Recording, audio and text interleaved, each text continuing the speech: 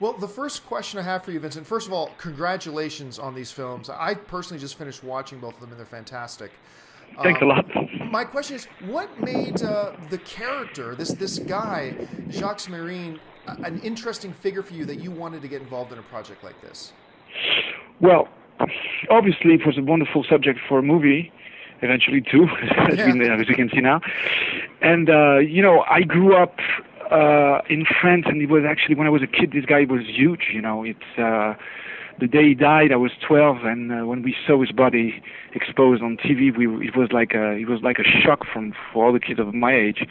And then growing up, I realized that most of my friends were like huge fan of him, like walking around with T-shirts with his face on it and stuff. So I knew it really had an impact. I wasn't a fan of the guy. I barely knew who he was. I knew he was a gangster who got killed by the police, but I could feel there was something very subversive and polemical about his whole, life. So I wanted to get involved in it.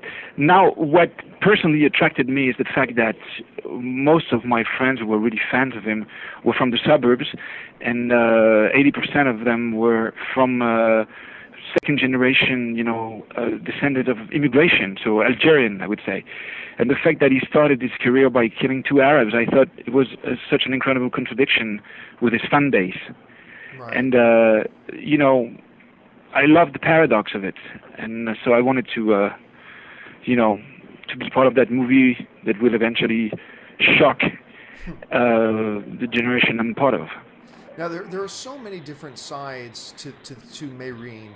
As you were researching the character and doing the film, what was the most surprising thing about this person, do you think, that you discovered as you were making the film?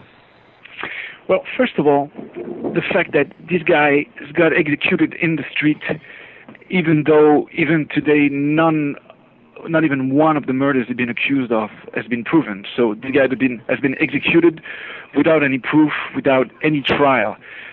So, and working on the subject, I realized that this guy actually died because he was using the press too much and he was getting too loud.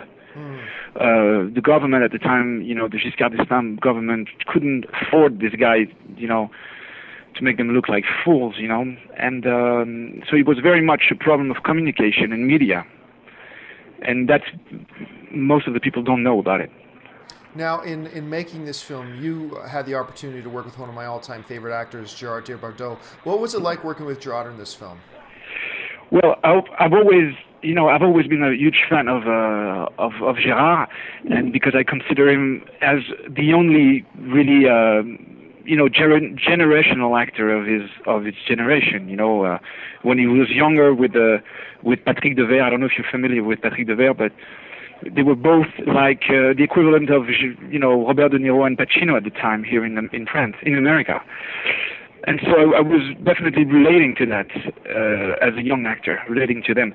I had a few opportunities to work with him in the past, but it was always in, stupid movies. And so I always said no, even though I really wanted to work with him.